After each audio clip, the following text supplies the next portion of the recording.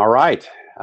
Once again, my name is Brant Hanley. For those of you who haven't met me yet, we are really excited to be broadcasting from Chicago today. And this is the first time I've actually been with my speaker. We happen to be in other rooms, but Lee Eisenstaedt, who I'll be introducing in a moment, is in another conference room. I am on a cross-country trip at the moment and thought it opportune to stop in and meet with Lee in Chicago, get a chance to get to know him a little bit better. And we'll be bringing him on how to lead with courage any moment now. I've got new people coming in. Thank you. Just put a note in your chat box. Let us know that you can hear us and see us. Andy, welcome.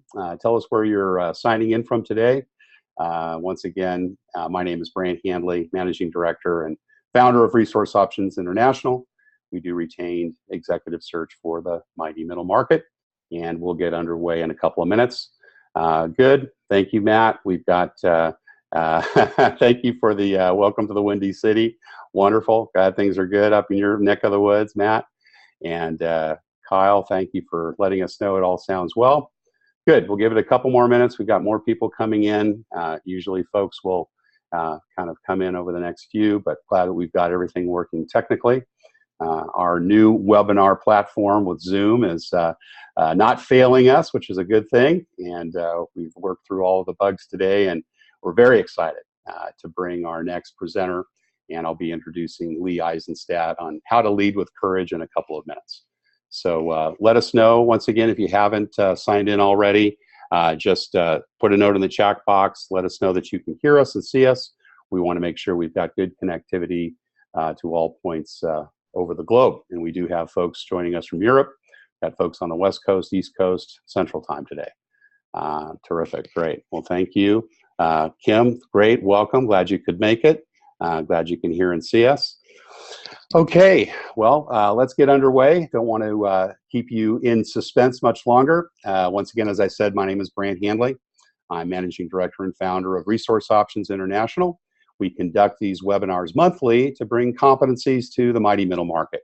And a number of you are CEOs, if not C-suite executives within your firms. We know that there's a number of topics that are of always interest to you. And our our presenter today, who's going to teach us how to lead with courage, is no exception. Lee Eisenstaedt and I were introduced about, I want to say 6 months ago, and from a mutual friend who is also a future presenter for us, and told me a little bit about his academy. And I was absolutely enraptured with the concept of leading with courage and what it was all about. Lee and I had a long conversation, got a chance to get to know him a little bit. Haven't read his book yet, but we'll be telling a little bit more about that today. And Lee might even have an offer for you to get a copy of it and learn more about his academy and what he does. But Lee is an exceptional individual. He's founder and CEO of Value Drivers, which is the underpinning of the Academy for Leading with Courage. Lee is an accomplished executive, had over 25 years in consumer products with SC Johnson, and has worked as a COO for 2 separate CPA firms. So he's got both background experience as well as finance and operations experience, as well as working in large CPA firms. He has been on his own for a number of years now. This is his second startup, and been very successful in developing that business with others. And in a minute here, we'll bring Lee on and have a chance to have him tell you a little bit about himself and also get into our presentation. So Lee, if you want to kind of go ahead and unmute and put your video on and join us.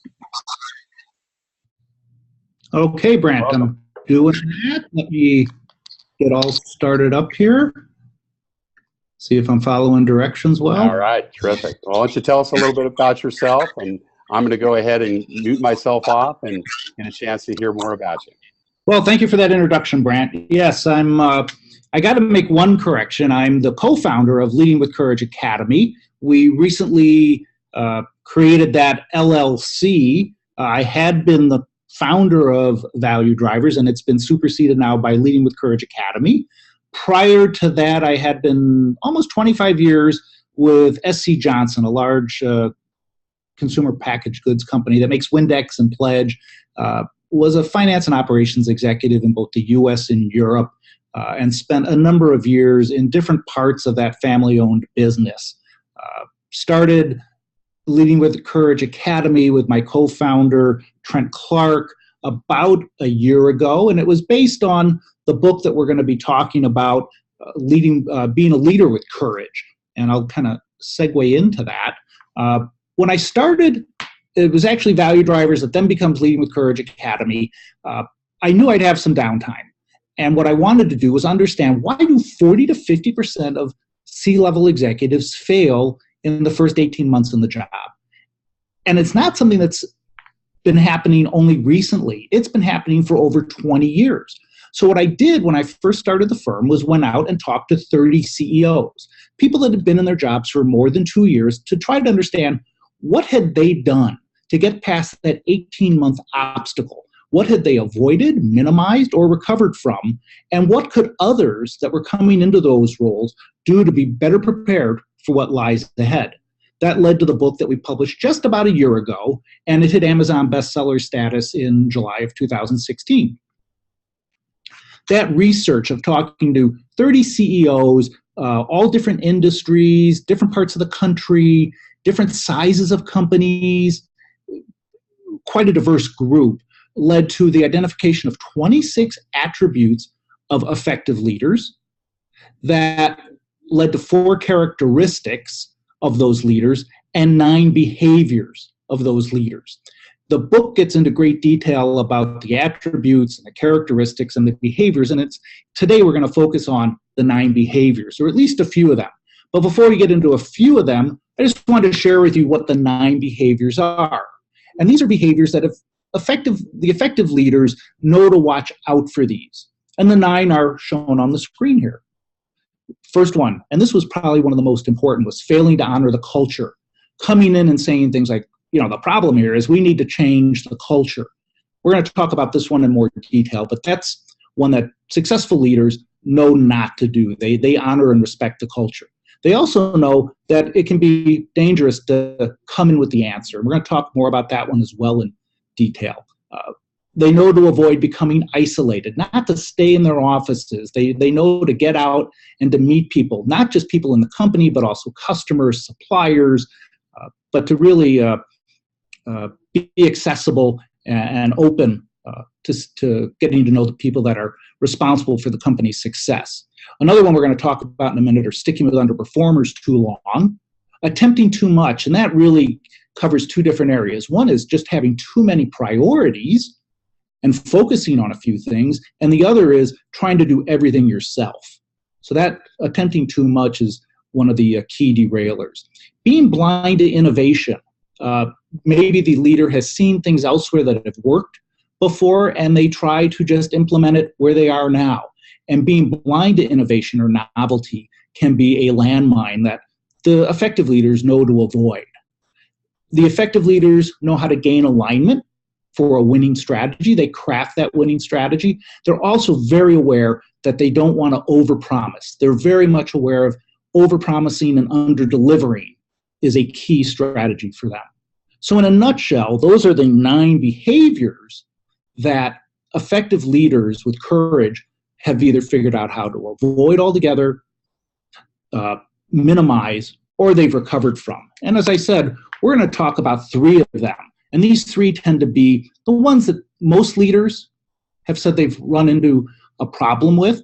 When we do our self-assessments, and we'll give you an offer later on that you can take a self-assessment to identify which of these 9 you may need to be on the alert for. The average leader has between 2 and 3 of these 9 behaviors that they need to be on the watch for. Actually, it's like 2.78. So even the best leaders have some areas that they need to be wary of. But let's jump into these 3 in more depth. Well, I should say, before we do that, the 3 big takeaways from our research were these. The first was that authority, position, and title do not equal leadership. Leadership is much more about what you do, not where you're seated, not what your title is, not what your role is. With authority, you can compel others to take action, but it does very little to inspire belief in where you're leading them. The second big takeaway was that leadership is about relationships and influence. Leadership happens when you're able to influence people, to work towards a shared vision. And last, leadership is about influencing significance. It comes from caring about others and helping them grow and personal development. And the last big takeaway is that being self-aware is a never-ending journey. Having the courage to seek feedback, which we're going to talk about in more detail in a minute. Being a lifelong learner was a big takeaway. It was one of the things that the effective leaders we talked to were great believers in. They had a passion for curiosity and always wanted to know more about themselves. And it was self-awareness that allowed them to maintain this balance between humility and arrogance and to always remain relevant. So those are the three big takeaways that we had from our research and that we continue to see as we work with people across all different companies and positions. So let's talk about the first of the 9 behaviors that we're going to talk about in this webinar, failing to honor the culture. You've probably heard this quote from Peter Drucker before. Culture eats strategy for breakfast. Whenever we talk about this in a workshop or during a interview that we do with leaders, you'll see everyone nodding their head, how true this is, that you can have the greatest strategy in the world, but if it isn't aligned with the culture of the company or the organization, the likelihood that that strategy is going to succeed is greatly limited. Let me give you a few examples of where culture was what trumped strategy. Whoops. Well, the first one was we were interviewing someone for the book that had been on the board of a large local manufacturer in Chicago. He'd been on the board for about 2 years. And when they asked him to step in as CEO, he figured he knew everything about the company. He'd been there for 2 years. He'd been to all their holiday parties. He'd interacted with a lot of the employees. He knew all the management team. Again, he'd been interacting with them and part of the company for 2 years. He steps into the role as CEO, and it's Christmas time. And he takes off the week between Christmas and New Year's. When he comes back, he finds himself in full damage control. What he didn't know was that the previous CEO had a policy that he rigorously enforced. That was, you do not take time off after a paid holiday. So all the employees see the new CEO coming in and immediately violating this policy. Well, the new CEO thought he understood the culture, and he probably understood the broad strokes of it, but he didn't understand this hidden aspect of it. And he immediately went from being accepted and moving forward with his agenda to having to repair the damage he had done by taking a week off after Christmas. The lesson there was, you just can't assume that you know what the culture is. You have to ask a key question. The key question isn't, well, what's the culture here? Or don't assume you know the culture. The key question is, what's not tolerated here? And if that CEO had asked that of a few people, he might have heard how you don't take a holiday or a vacation after a paid holiday. So write that one down. Key question to ask, what's not tolerated here? Oops, going the wrong way. The other one, and this one is one that my partner shared with me and shares with others. My partner, Trent Clark, was a coach in Major League Baseball for 13 years, and he was at the Indians at the time, and they had just hired a new player from the New York Yankees, and they were paying him a lot of money. It was probably $3 or $4 million signing bonus to join the Indians from the Yankees. And it's his first day with the club. He comes into the locker room, this former Yankee, and what's he wearing? He's wearing a New York Yankees cap in the Indians locker room. And, you go, what are you thinking about? Who's paying you $3 million? Why are you wearing a Yankees cap here? If you had, Indians underwear, I'd be wearing that today. mean, maybe a New York Rangers, cap, maybe a New York Giants cap, but certainly not a Yankees cap in the Indians locker room. It was just this insensitivity towards the culture that built a barrier for this guy that he did overcome, but it creates a problem for him that he didn't need. Just a little bit of forethought. If he had respected the culture just a little bit more, he would have, avoided all kinds of problems right out of the gate. So those are just two examples of how it's so important to respect the culture. So what are the implications for you? You want to drive from a deep and genuine respect of the culture of what your organization has accomplished as you set your agenda and as you learn about the company. You want the sources of organization pride to determine what you're going to do and how fast you're going to do it. You want to think about the impact you're going to make or you want to make, and then about the change you want to drive and how the culture that you're going to be driving that change will impact it. And last, you want to ask that all-important question, what's not tolerated here? Let's move on to the second derailer we're going to talk about today, coming in with the answer. There's 4 words anyone coming into a new organization has to learn to say. And those 4 words are really simple. What do you think? You ask those of your employees, of your customers, of your suppliers. They will unlock so many insights into what's going on in the company and make you a part of that company so much faster than you coming in and telling them what you think. It isn't about what you think as much as what they think. At least getting that out of them, listening to them. And it isn't about asking them what they think and not listening to them. I can't emphasize that enough. You ask the question and then you listen. You listen intently. You listen for the stories. What are they so proud of? What are they telling you about? But you want to know their opinion. What are they afraid of? What are they proud of? What have they seen elsewhere that they wish they could have done or your company should be doing? Those 4 simple words will win you friends and influence people more than just about anything else you can say. But there's other ways you can ask, what do you think? And here are a few of them. How could we do X differently? What's stopping us from doing X, Y, or Z? Always asking why.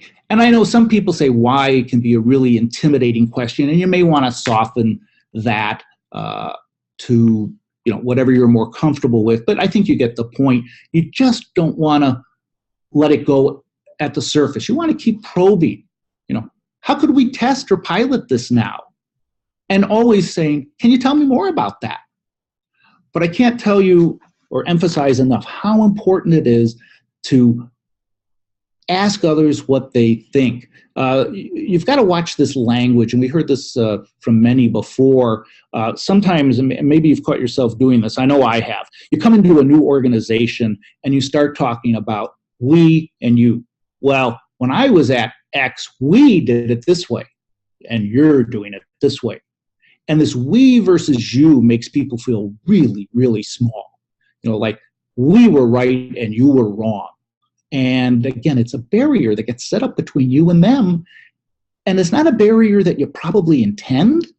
And so you just want to be aware of that and not, build that barrier if you can avoid it. So what do you think? That was the next key derailer. So what are the implications? Open lines of communication, two-way conversations, and being aware that good ideas can come from anywhere. They just aren't from you. They aren't just from your management team. They can come from the shop floor. They come from suppliers. They come from customers. Good ideas come from anywhere, and you'll unlock them with any of those questions we went over just a minute ago. The last one, and this one's one that most entrepreneurs run into a problem with, and most leaders, is that they stick with an underperformer too long. And let's talk about that in a little more depth. There's really 5 kinds of employees that you have to be aware of. The one is the true underperformer. That's just the person, as hard as they try, they just don't have the ability, the talent to do the job that's got to be done. Maybe they're more tactical than strategic. Maybe they aren't good at structured, or I should say, they're not good at unstructured problem solving. They just don't, have the smarts to do what you need to be done. You need someone with a PhD, and they barely have a GED. And I'm not speaking down to any of them. I'm just saying there are some people that, they're just in the wrong place, and that's not the right job for them. You have to identify them and move them out, because they're taking the rest of the team down. And you know them when you see them. You have performance reviews. You have ways of identifying them. That's the first kind of person, and that's the true underperformer. The next is the covert change killer. And that's the person who says wonderful things to your face, how great you are, how wonderful the programs are that you're implementing, how everything is going well. And then behind closed doors to his or her colleagues says, they are just the worst. They're idiots. That person's a jerk. They're tearing you down. They're tearing down your programs. And a lot of times people say, I should say, you got to get rid of them too, because they aren't helping you as you try to implement your agenda. And a lot of times people say, well, they're really hard to spot. They really aren't. Those people tend to be micromanagers. They tend to not take the blame for anything. They shift the blame to everyone else and aren't accountable for when things go wrong.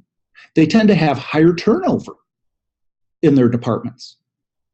So you can look for these people that have those kinds of behaviors. They also tend to be very political. And again, you can spot them pretty quickly. The third type of person that you got to get out of your organization is the termite. And the termite is the person that the longer they're there, the more damage they do.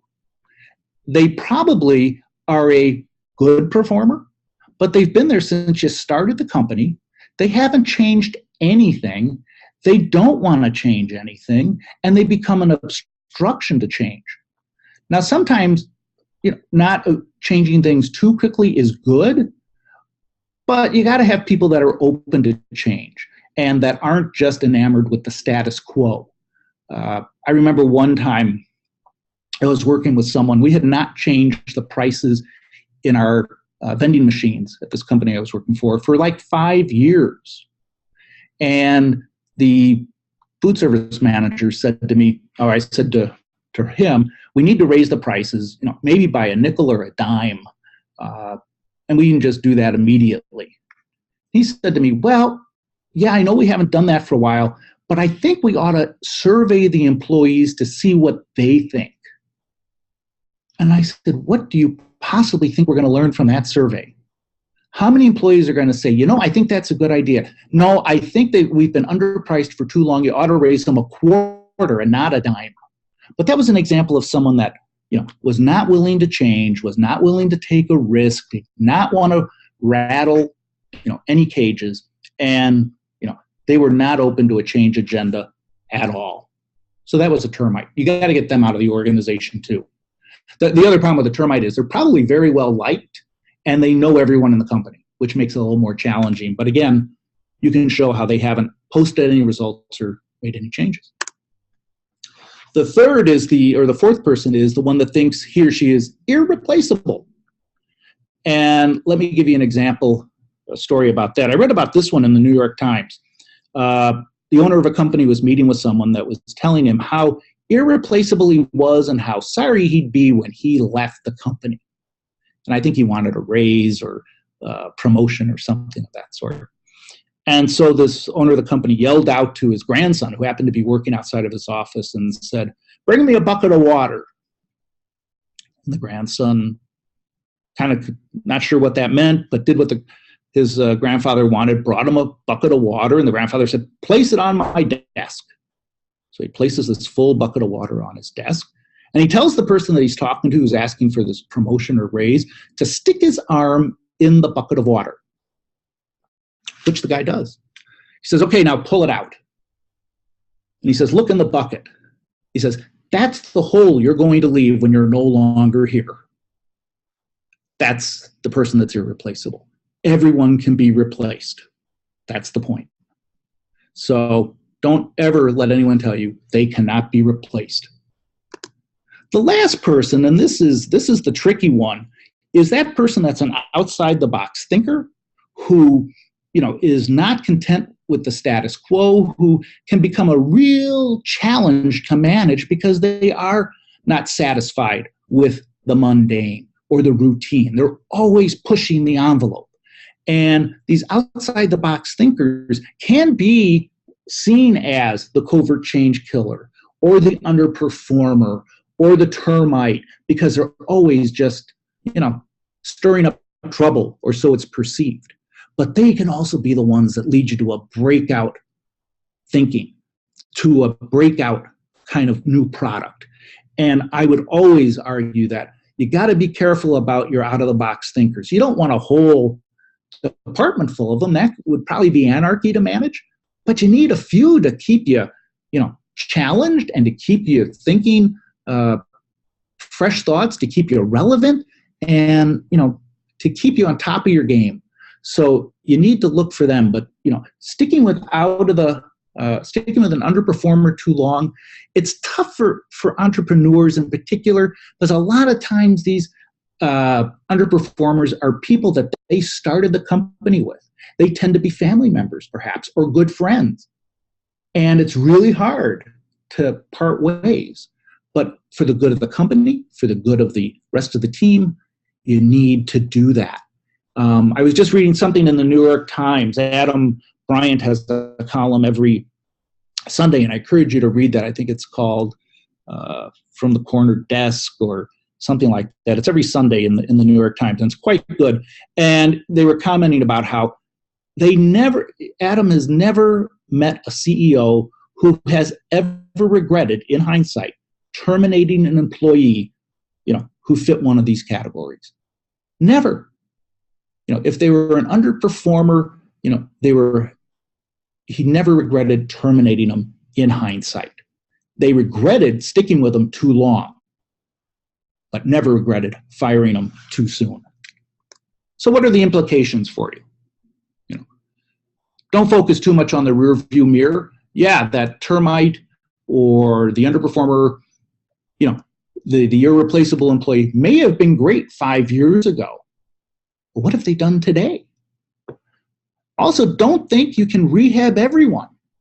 You may have some people that, you just can't rehab. And by the way, that's not your job. That's not the business you're in. You also have to remember that everyone is replaceable. And it's so important to be able to measure contributions and to have a system for reviewing and ranking your employees. So just to recap, we went over 3 of the 9 behaviors that can derail careers. I won't go over what the 9 are, but we talked about failing to honor the culture, coming in with the answer, and sticking with underperformers too long. What we do have to offer you is we have put together a self-assessment that will show you which of those 9 behaviors you need to be on the alert for. And it takes you about 5 minutes to complete.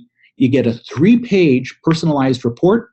And because you're on this webinar, we will waive the $50 fee that we normally charge for it. So all you have to do is go to this website. You can take the self-assessment. As I said, it takes 5 minutes. You'll receive 3 personalized reports, and there's no charge for it. And at the end, you find out which of the 9 behaviors you need to be on the alert for. So, wrapping this up, the 3 big takeaways. Authority, position, and title do not equal leadership. Leadership is about relationships and influence. And being self-aware is a never-ending journey. So I thank you for taking the time to listen. Fantastic. Terrific, Lee. Well, thank you so much. And can you remove the screen share there, or can I have to take that off? All right, thank you. Great. Well, listen, Lee, very good, very helpful. We've got a number of questions here that have come in, so I want to go through them and get a chance to interact with you a little bit. For those of you that haven't sent questions in, please do put them in the chat box, and I've got a little more time with Lee, and we'll go through each of them. The first question that came in, Lee, is you mentioned very early on that you've done a number of CEO interviews. How many did you actually conduct as you were writing the book? For the book, we conducted 30 interviews, and then since then we've conducted another, I think it's 11 or 12 interviews with CEOs that we've turned into blog posts that you can find on our website. So we continued asking the same questions that we did in the book of another 11 or 12 CEOs for blogs. Awesome. Cool. And what were some of the biggest aha moments that you had with these interviews? I think the biggest one that I had was this lack of interest in self-awareness on the part of the CEOs. And I'm not really slamming them. I think a lot of them say, I'm the CEO. I know all the stuff. And so few of them were interested in taking a 360 assessment to find out how others thought about them, and we offer that. But they were all pretty satisfied that they knew all this stuff. And that kind of surprised me. I thought they'd be much more curious about it. The other thing that surprised me is how only about half of them were even aware of what a 360 assessment was. Wow. Yeah. Wow, amazing. All right, and to that point, based on the self-assessments that have been taken, what are some of the red flags that show up while you've been able to do those tests? Well, clearly, the one that we just talked about, sticking with an underperformer too long, that one always shows up. Yeah. And again, the reason that I mentioned during the webinar portion was these are friends and family many times. As entrepreneurs, they tend to take on too much. They either don't have the resources or feel there's no one to delegate to, or they just know it better than anyone else. Those tend to be two of the things that they need to watch out for the most. Yeah, I think those are the two. Yeah, I remember the first time I had to fire an underperformer in one of my corporate jobs. It was very difficult, and I waited far too long. And it was all the fear around what are people going to say, and how's that going to be responded to? What might the clients happen? What might the business respond because of it? And I'll never forget that everyone in the office said, "Brant, it's about time. You should have done this months ago." And that was a lesson learned early, that you're not doing anyone a favor. You're certainly not doing your company a favor. You're not doing yourself a favor. And most of the time, you're not doing the employee a favor by keeping them on, because their chances are they're miserable and they'd be much better off released to the industry in another job. We hear that time and time and time again, Brant. Exactly those comments from executives. Yeah, not surprising. Good. Let's go to another question here. There's some of the concerns have been expressed about kind of positive bias. Is there that in your self-assessments? There absolutely is. You can't help but have positive bias when it's you rating you. And that's why we developed the 360 assessment. While it's great that you think you're a 5, what's really important is, what do the people you work with? What do your colleagues think of you? And if they think you're a 2, even if you think you're a 5, you're a 2. Yeah. And the question you then have to ask yourself is that how you want to be perceived? And if not, what are you going to do about it? So we always encourage people, while it's great that you're high scoring on a self-assessment, if you got the real guts, if you really are a leader with courage, take the 360.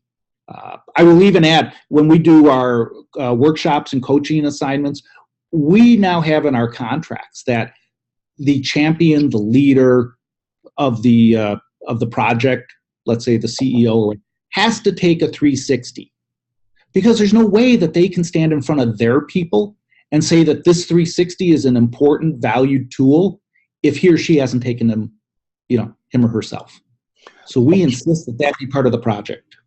My familiarity with 360 is that you have obviously people around you that are also taking that. So is part of the assessment that those questions go out to people that you work with? Is that what happens during this assessment? Yeah, it goes to your boss, your direct reports. Ours will make it a little different. Internal colleagues, external colleagues. In our case, it goes to an unlimited number of raters, both inside and outside the organization. It doesn't go to family members, your partner, your business partner. There's too much bias there. Right. Got it. We've got another question here. What does an executive team and leadership org chart look like after working with you guys, after working with the Academy? After working with us, well, it's probably a little flatter, number one. They don't have as many layers. I don't know if it's changed dramatically in terms of structure, but it's certainly, if you could see it in terms of strength and depth, who's, what's the bench strength? We've done a better job at identifying what's the session plan, right. What is the development plan needed for each of these people. So again, I don't know if we're so much changing, the physical structure, but if you look at the strength of the individual players and their ability to move up to the next level, as we always say, to make a bigger impact sooner, that should be much greater after you've worked with us than before you've worked with us. Got it. That makes a lot of sense. You talked about lifelong learning. And, I think a lot of people obviously that are attending today believe in that, or else they wouldn't be attending the webinar. But, what do you recommend as kind of the process by which executives can really commit to that? Is doing a book a year or every 6 months? Do you do something every day? What's the frequency around focusing on continuing to develop that lifelong learning? Yeah, I've never thought about that, Brent, whether it's a book a month or, I've always said it's, I will read a business book and then a non-business book. I alternate between them, and I'll try to read, one a quarter. So I read, 4 to 6 books a year. I try to read a newspaper every day. So I read the New York Times pretty much cover to cover every day, just trying to broaden my worldview. Where do you find the time, Lee? I take the bus to work. I take the bus. Worldview in so many ways. Learn a foreign language. Go to a restaurant, a foreign, cuisine. Go to a movie in a foreign language. There's so many different things you can do. Watch a foreign movie on TV. There's so many things, but it all starts with just a curiosity. We were talking this morning in a meeting, with podcasts and YouTube. You can learn so much, but it all begins with you just having a curiosity, and you can do these things in 15, 20 minutes a day. It's not a lot of time while you're working out, while you're on the bus, when you're, having lunch. Fill in that gap time. Yeah, it's too easy not to do it, and it does take some effort, but too often we see people that just, sit back. Like I said, some of the CEOs, they just sit back on their laurels. I've reached the C-suite. I don't have to learn anymore. And I think they lose their relevancy if they're not careful. Yeah. And it not being meaningful. As you know, I'm on a cross-country trip, but I have never much been into audiobooks. And all of a sudden, I found myself under long stretches of freeway with no radio frequency. And I loaded up on a bunch of audiobooks. And I must say, I really enjoy it. Even if it was for 30 minutes, it's wonderful to be able to get into a subject, get covered a couple of chapters. You're in downtime anyway. You can't take notes, but obviously it's a great way to be able to fill in some of that gap time. Yeah, I know they even have like the Cliff Notes versions of full-length books. So you can, in 40 minutes. You don't have to listen to the 13-hour version. You can do it in 40 minutes, and you get the gist. You get enough. Yeah, I think the key is just to make that commitment to it and then Yeah. find the time to be able to do it and do it with subjects that you enjoy. I think that's one of the key, right? Don't try to, learn how to plane, cabinet furniture if you've never had the acumen to do that. But, if it's management tasks or areas of your interest, I've always found that's one of the best ways. Right. We've got time for a couple more questions to the attendees, so please put them in the box. Another question we have here, Lee, is that you told us you're working on a new leadership book. Tell us a little bit about that project. Yeah, thanks for asking about that. Trent Clark, my partner, and I are working on a book that's going to leverage his background in sports. As I said, he was in Major League Baseball for 13 years, played with the Indians, the Tigers, and the Angels, and went to the World Series 3 times. So we're going to leverage the second book I wrote, Being a Leader with Courage, and we're working on Leading with Courage in Sports, where we're interviewing some great executives and coaches in both college and pro sports about the same 9 behaviors that we interviewed the CEOs about, and what can we learn from these people in sports that applies to business and management. And at first I went into this thinking, I'm not sure this is going to apply as well. It applies even more. It's absolutely amazing how these guys get it and are bringing us new insights. And one of the biggest ones that we've had so far is how they value humility and dislike arrogance in people. When you ask them, what's the one quality of an athlete you respect the most? It's humility. And what's the one you respect the least or like the least? It's arrogance. And they talk about that in great depth. So that book, we've interviewed now about 15, 20 people. We've got about another 10 to go. We happened to interview the president of the Pittsburgh Penguins a few months ago, so that was a good interview. That was good timing. To a lot of really great people in tennis, hockey, Formula One racing, even field hockey. And that book will come out, if we're lucky, around Christmas time. Awesome. Great. Looking forward to that. Last question, and then we're going to let everyone go, is how do you assess company culture? One of the things that you talk about is the importance of fit, but, one of the key challenges that many companies have is how do you really define it? What are some of the tools that you use in helping to assess companies' culture? Yeah, that's always a challenge, isn't it? I mean, I like that one question, what's not tolerated here?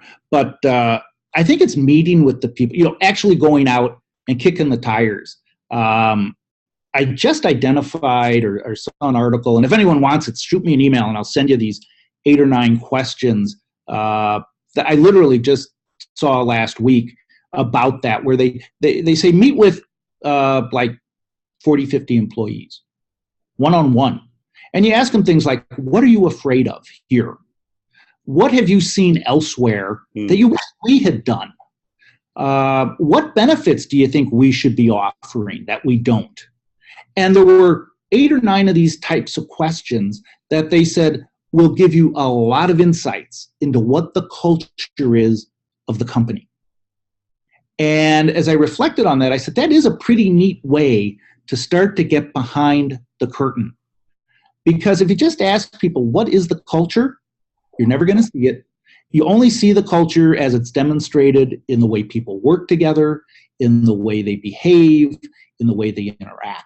And I think this list of questions, it got me started with, it's the CEO of Levi Strauss that does this. And as I looked at it, I said, that's a pretty neat thing to do. So if anyone wants it, I'm happy to send you the list.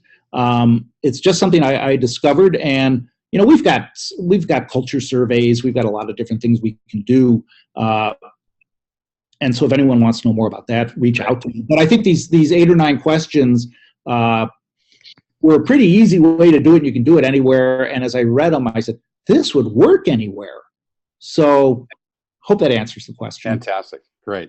Well, listen, Lee, thank you so much. I want to once again thank you for your collaboration and your time today and helping us understand how to lead with courage.